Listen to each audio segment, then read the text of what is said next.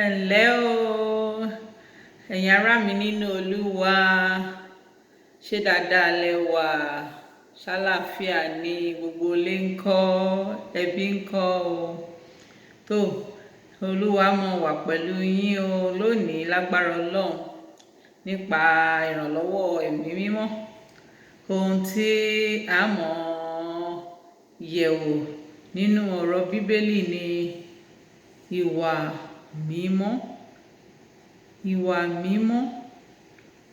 A rí nínú ìwé Hébérù orí ìkejìlá ẹsẹ̀ kẹrìnlá. Ó ń sọ fún wa wípé ká máa wá àlàáfíà àti ìwà mímọ́ nípa èyí tí láìsí èyí tí a kò lè rí Ọlọ́run. Hébérù orí kejìlá ẹsẹ̀ ìkẹrìnlá sọ fún wa pé ẹ máa wá àlàáfíà àti ìwà mímọ́. Láìsí èyí a kò lè rí Ọlọ́run. Nítorí náà ìwà mímọ́ ṣe pàtàkì nínú ìgbé ayé onígbàgbọ́, ní inú ayé ọmọlẹ́yìn Kristi. Ẹni tó bá ti fi ayé rẹ̀ fún Jésù Kristi nípa ìgbàgbọ́ nínú Jésù Kristi, tó sì ti jẹ́wọ́ Jésù gẹ́gẹ́ bí Olúwa àti Olùgbàlà rẹ̀, tó ti tọrọ ìdáríjì ẹ̀ṣẹ̀, tó sì ti ṣe ìrìbọmi nínú omi, kò ń ṣe èyí tó máa ń wọ́n sí orí o, ìrìbọmi nínú omi, kárì yàn sínú omi nínú odò gẹ́gẹ́ bí Jésù ṣe ṣe. Ìyẹn ni ìrìbọmi tí Bíbélì pa láṣẹ. Tó sì ti bẹ̀rẹ̀ sí ní máa tẹ̀lé Jésù, tó ń gbàgbélébù rẹ̀ lójoojúmọ́ tẹ̀lé Jésù. Ìwà mímọ́ ló ṣe pàtàkì. Nítorí nípa ìwà mímọ́ yẹn, òun làwọn èèyàn fi máa rí pé ọmọ Ọlọ́run lóòótọ́ ni eléyìí ń ṣe. Nítorí a máa ń rí àwọn ọmọ míì tí àwọn èèyàn máa ní ìwọ ọmọ yìí ò jọ bàbá rẹ, ò jọ bàbá rẹ. Bóyá irú ọmọ yẹn, bóyá ìwà ẹ̀ kò dára rárá, òun ló mọ jẹ́. Àbí pé àwọn ìwà tó ń wù kò dàbí èyí tó ń rí nínú bàbá rẹ̀. Wọ́n sì ní ẹni tó bá bí ni òun lèèyàn ń jọ. Nítorí náà gẹ́gẹ́ bí ọmọ Ọlọ́run, Jésù sọ fún wa pé ẹ jẹ́ pípé gẹ́gẹ́ bí bàbá yín tí ń bẹ lọ́run ṣe jẹ́ pípé. Ó tún sọ fún wa pé ẹ jẹ́ mímọ́ nínú ìwé Pétérù kìíní orí kìíní ẹsẹ̀ kẹẹ̀ẹ́dógún. Sọ fún wa pé ẹ jẹ́ mímọ́ gẹ́gẹ́ bí èmi ti jẹ́ mímọ́. Ògo ni f'Olúwa lókè ọ̀run. Mo gbàdúrà pé Olúwa á ràn wá lọ́wọ́ láti máa gbé ìgbé ayé ìwà mímọ́ lójoojúmọ́ bá a ṣe ń gbé ìgbé ayé wa nínú ayé yìí. Ó ṣe pàtàkì, ó ṣe pàtàkì.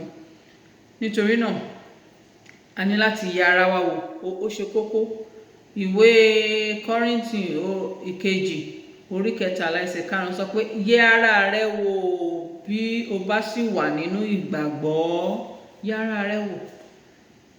Ọlọ́run fẹ́ ká mọ yẹ ara wa wò lóòrèkóòrè. Níbo mo kù sí? Ṣé àwọn ìwà kan ṣì wà nínú ayé mi tí kò jọ mọ́ Ọlọ́run? Bó tiẹ̀ ní ìgbé ayé àdúrà mi, ṣé mò ń gbàdúrà déédéé? Ṣé mò ń fàwẹ̀ náà kún? Àbí tí a bá ti gbà léni ó tún di ọjọ́ ìsinmi àbí ẹ̀yìn ọ̀sẹ̀ lọ́hùn? Kò yẹ kó rí bẹ́ẹ̀ rárá. Bíbélì ní ẹ máa ṣọ́ra kí ẹ sì máa gbàdúrà láìsinmi, nítorí pé ìjà ẹ̀mí tá à ń jà pẹ̀lú Sátánì àtàwọn ogun ẹ̀, àwọn ẹ̀mí òkùnkùn, àwọn ẹ̀mí alágbára búburú ni. Torí náà a ní láti máa ṣọ́ra ká kún fún àdúrà. Ó ṣe pàtàkì. A rí pé àwọn nínú ara, tá a bá bí ọmọ sáyé, ọmọ tuntun jòjòló, ọmọ yìí gbogbo ohun tọ́mọ yẹn nílò láti fi dàgbà tó tí ó fi di àgbàlagbà, bóyá ọlọ́kùnrin ni, bóyá lóbìnrin ni, a ti fi sínú ọmọ yẹn, a ti fi sínú ọmọ yẹn tí ó fi dàgbà, tó fi di ọkùnrin àti obìnrin. Bẹ́ẹ̀ náà ni ní inú ìrìn àjò ẹ̀mí wa. Nígbà tá a fi ayé wa fún Jésù Kristi, tá a di àtúnbí, Olúwa ti fi agbára ẹ̀mí mímọ́, ó ti fi sínú wa, ó ti fi oore ọ̀fẹ́ rẹ̀ àti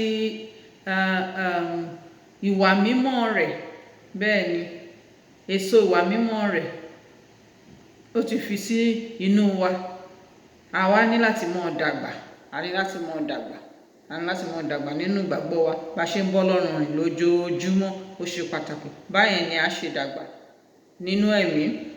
Ṣé bẹ́ẹ̀ mọ̀ pé tá bá bí ọmọ ìkókó jòjòló, bó tilẹ̀ wù pé kí ọmọ yẹn ó ní gbogbo ohun tí yóò fi jẹ́ kó dàgbà dáadáa nínú ara, tí a bá fún ọmọ yẹn lóúnjẹ lákòókò, tá a fún lómi lákòókò, tá a wẹ̀ kára ẹ̀ mọ́, tá a ṣáà fi ọmọ yẹn lẹ̀, tàbí kọ́mọ yẹn wọ́n ní olùtọ́jú tán lọ sọ sí ẹ̀gbẹ́ títì, kí ni yóò ṣẹlẹ̀ sọmọ yẹn?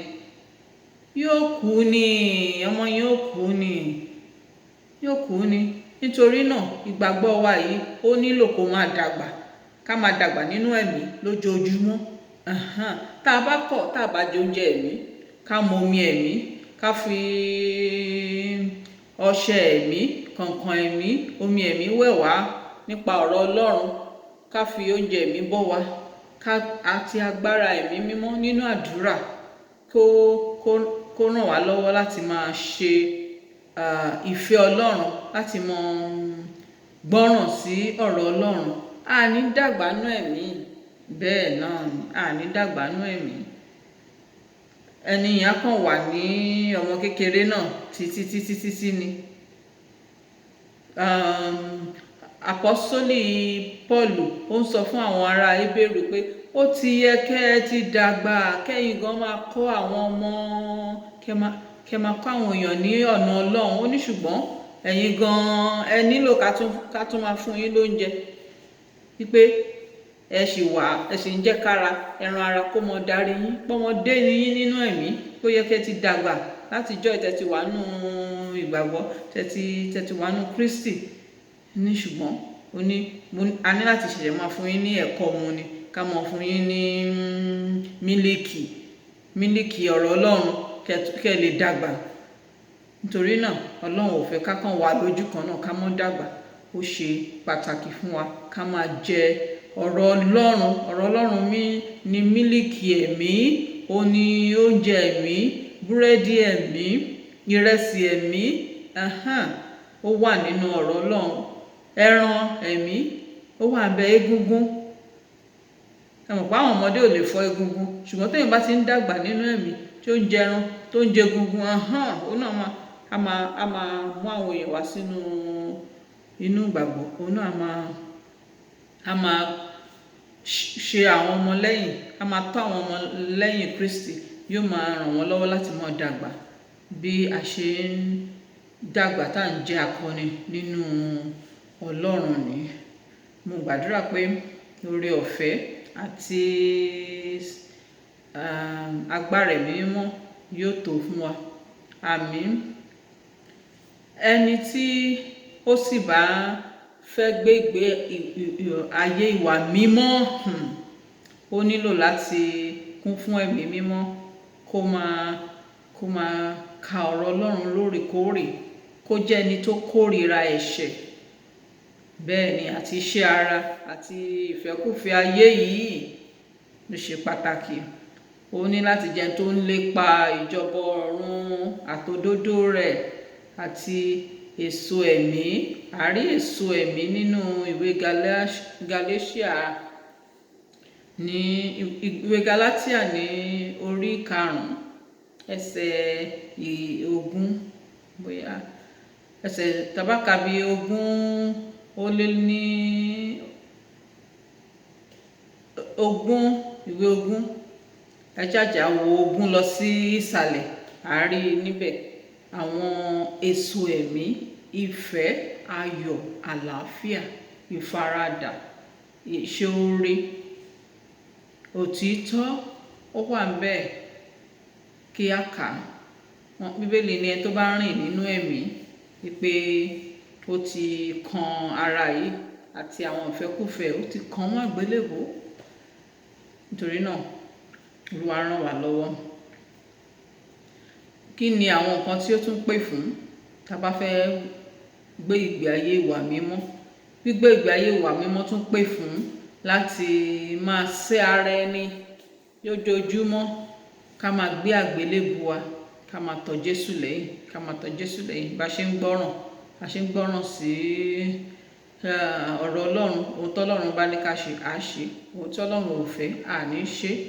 Bẹ́ẹ̀ ni ó ṣe pàtàkì ká sì tún máa bá àwọn ara wa nínú Olúwa náà kájọ máa bára wa ṣe ìdánilẹ́kọ̀ọ́, ká máa gbàdúrà.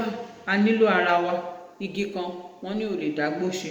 Ká máa ṣe ìfọwọ́sowọ́pọ̀ nínú àdúrà, nínú ọ̀rọ̀ kíkà, nínú ìgbára wa níyànjú, nínú orin kíkọ. Ó ṣe pàtàkì. Sísẹ́ ara ẹni, àwọn nǹkan ayé yìí àfẹ́ lò mọ́. Ara sísẹ́ ara ẹni nìyẹn. Nítorí pé ìwà mímọ́ láti ọkàn wa ló ti bẹ̀rẹ̀. Ọkàn wa, ẹ̀mí wa àti ara wa ni Ọlọ́run fẹ́ kí a jẹ́ mímọ́. Nítorí pé ẹ̀mí ni wá, a ní ọkàn, a sì ń gbé nínú ara yìí. Nígbà tá a bá kú nínú Jésù, ara á di erùpẹ̀ padà. Ẹ̀mí wa àti ọkàn wa òun ló ń lọ sọ́dọ̀ Baba. Nítorí náà ẹ̀mí, ọkàn, ara wa a gbọ́dọ̀ jẹ́ mímọ́. Nǹkan tí Bíbélì fẹ́ nìyí. Kí ọkàn wa kó máa pòǹgbẹ ọ̀rọ̀ Ọlọ́run, ká máa ṣe àṣàrò nínú ọ̀rọ̀ Ọlọ́run, ká sì máa gbàdúrà lóòrèkóòrè. Èyí ṣe pàtàkì. Èyí ló máa jẹ́ kí ẹ̀mí mímọ́ tó wà nínú wa kó máa fi ọ̀rọ̀ Ọlọ́run kó máa fi wọ gbogbo ẹ̀ṣẹ̀ wa nù, gbogbo àìṣedéédéé wa, kó máa tọ́ wa, kó máa sọ wá jí nínú ara, àwọn kan ara, àwọn iṣẹ́ ara, ká máa fi wọ́n lẹ̀, àṣe mọ́. Gbogbo ẹ̀ṣẹ̀ ká sọ wọ́n sílẹ̀. Ìkórìíra, àìnígbàgbọ́, ìkùnsínú, àìnídáríjì, ká máa fi gbogbo wọn sílẹ̀. Gbogbo àwọn irun ayé, irun onírun, ojú kòkòrò irun onírun, ká mọ́ lò mọ́. Irun tó Olúwa bí mọ́ wa, tó fi fún wa láti ìgbà tá a ti bí wa, òun nìkan l'Ọlọ́run fẹ́ ká mọ̀. Gbogbo àwọn góòlù, kúpà, gbogbo ẹ̀ tá mọ́ ń kó sára. Bíbélì sọ wípé òrìṣà ayé ni wọ́n. Òrìṣà ni wọ́n. Tẹ́ bá wọnú ilé àwọn òrìṣà, tẹ́ḿpìlì àwọn òrìṣà, ẹ rí wọn lóríṣiríṣi. Ṣùgbọ́n ìgbà Sátánì ẹlẹ́tàn ó fẹ́ kó àwọn ọmọ Ọlọ́run sínú yọ́yọ́. Wọ́n wá kó òrìṣà yẹn, wọ́n fọ́, wọ́n á ṣe ní, wọ́n á ṣe mèremère. Wọ́n ní ẹ jẹ́ kó máa wọ̀ sọ́rùn. Ìgbà tó jẹ́ pé wọ́n fẹ́ràn ayé, wọ́n fẹ́ràn nǹkan ayé, wọ́n fẹ́ràn ẹ̀ṣọ́ ayé. Jésù lẹ̀ṣọ́ wa, ọ̀rọ̀ Ọlọ́run ni ẹ̀ṣọ́ wa. Ọlọ́run fẹ́ ká máa lo gbogbo àwọn kinní yẹn sára wa. Torí pé ère ni wọ́n, ère ayé. A rí nínú Bíbélì pé àwọn ọmọ Ísírẹ́lì, nǹkan tó kó bá wọn nìyẹn nínú aginjù. Nǹkan tó kó bá wọn ní ara, nǹkan tó kó bá wọn nìyẹn. Tán wá sọ di ère, tán ń sìn. Torí náà ẹ jẹ́ ká mú kúrò nínú ayé wa. Àwọn aṣọ wo náà là ń wọ̀ tí ò dára, tí ò jọ aṣọ ọmọlúàbí, ọmọ Ọlọ́run? Ọlọ́run ní ká wọ aṣọ ráńpẹ́, kò ń ṣe tí tó máa tàn yẹrin. Tó jẹ́ pé téèyàn bá ti ń bọ̀ láti ọ̀kan báyìí, ó sì dé ìyó olóòwò. Màmá ni màmá ń jẹ́. Aṣọ tí ò farálẹ̀, tí ò fàyálẹ̀, tí ò fẹ̀yìnlẹ̀, tí ò fẹsẹ̀lẹ̀. Ọlọ́run, àwọn aṣọ yẹn ni Ọlọ́run fẹ́ ká wọ̀. Kò ń ṣe àwọn aṣọ tó jẹ́ pé gbogbo ara wa náà mọ̀ rí ń ta. Torí pé a fẹ́ dàbí ayé, a fẹ́ rí báwọn ayé. Aṣọ ìgbàlódé. Ọlọ́run fẹ́ ká máa wọ aṣọ ìgbàlódé. Torí ìgbà ń lọ nìyẹn. Ayé ń lọ. Bíbélì ní ayé ń lọ. gbogbo ohun tó wà ń bẹ náà ó tẹ̀lé wọn máa parun ni. Torí náà ká má bá wọn tẹ̀lé àṣà ayé. Bàtà ń kọ́ bàtà gogoro, bàtà gogoro, àmọ́ mi lórí, àmọ́ mi lẹ́sẹ̀. Ọlọ́run ò fẹ́ gbogbo àwọn yẹn. A máa sọ pé a ga ju bá a ṣe wà lọ. Bẹ́ẹ̀ ni ó wà nínú Bíbélì. Ìgbéraga. A máa mì báyìí. Ọlọ́run ò fẹ́ràn gbogbo àwọn yẹn. Tá a bá ti ń bọ̀ gbogbo yẹn ló máa mọ̀. Tá a bá ti wọ ṣọ́ọ̀ṣì báyìí a ti máa gbọ́ kó. Wọ́n fẹ́ ká múra ní pẹ̀lẹ́pẹ̀lẹ́, ní nǹkan tí ò ní máa fa èrò sí wa, tí ó jẹ́ pé àwọn èèyàn tẹ̀ níwọ̀n pé ẹni tí ẹ̀ ní owó tó báyìí. A rí Jésù wa, ó fi ìwà rẹ̀lẹ̀ hàn nígbà tí Jésù wà nínú ayé, òun àtàwọn ọmọ ẹ̀yìn rẹ̀. Ẹ̀yin ò ní mọ̀ yàtọ̀, aṣọ kan náà jọ ń wọ̀. Jésù ò ní torí pé èmi ni Olúwa yín, èmi ni Ọlọ́run yín, kó wá lọ gbé aṣọ onígóòlù kó gbé ògbò kán lè bá mọ̀ yàtọ̀. Rárá, rárá ń lọ wẹ́rẹ́wẹ́rẹ́. Ẹ jẹ́ ká máa ṣe ohun nǹkan tá a máa ṣe nínú Jésù Kristi níwọ̀ntúnwọ̀nsì, tí ó fi ògo fún Olúwa, kò ń ṣe tí ó fi ògo fún ara wa. Ká máa wá di bàbá kẹ̀, màmá kẹ̀, tó jẹ́ pé a sọra wa di ère tí wọ́n ń gbé gẹ̀gẹ̀gẹ̀. Ẹ jẹ́ kí a yẹra fún ìwà mímọ́. Ó pè fún ìrẹ̀lẹ̀ nínú ọkàn wa àti nínú ìṣesí wa, nínú bá ṣe ń wọṣọ, bá ṣe ń bá àwọn ará nínú ilé lóde, bá ṣe ń bá wọn lò. Ìwà rẹ̀lẹ̀ ó ṣe pàtàkì. Mo gbàdúrà pé Olúwa ràn wá lọ́wọ́.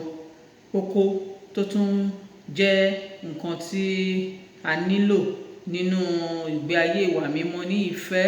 Ìfẹ́ ṣe pàtàkì o. Ìfẹ́ ó ṣe pàtàkì. Ìfẹ́ Ọlọ́run pẹ̀lú gbogbo ọkàn wa, pẹ̀lú gbogbo àyà wa, pẹ̀lú gbogbo agbára wa ó ṣe pàtàkì. Ìgbà yẹn la mọ̀ fi tẹ̀lé òfin Ọlọ́run, tí ó kàn ní jẹ́ pé ẹnu la fi ń sin Ọlọ́run, ọkàn wa náà á wà ń bẹ. Bíbélì ní ẹ máa jẹ́ olùṣe ọ̀rọ̀ náà, kò ń ṣe olùgbọ́ nìkan, kẹ́ máa tanra yín. Bíbélì ní tá bá jẹ́ olùgbọ́ nìkan à ń tanra wa ni, ṣùgbọ́n tá bá jẹ́ olùgbọ́ tá tún ṣe ọ̀rọ̀ náà, a jẹ́ pípé, a jẹ́ mímọ́ bí bàbá wa ṣe jẹ́ mímọ́. Nítorí náà ìfẹ́ ṣe pàtàkì, àti ìfẹ́ ara, ìfẹ́ ẹnìkejì gẹ́gẹ́ bí ara wa, àti ọ̀tá wa náà. Àtàwa wọn ká máa gbàdúrà fún tàwa, ká máa nífẹ̀ẹ́ ara wa. Olúwa ràn wá lọ́wọ́. Tó ará mi nínú Olúwa, ẹ jẹ́ alágbára nínú Olúwa àti nínú ipa agbára rẹ̀. Olúwa wà pẹ̀lú yín o.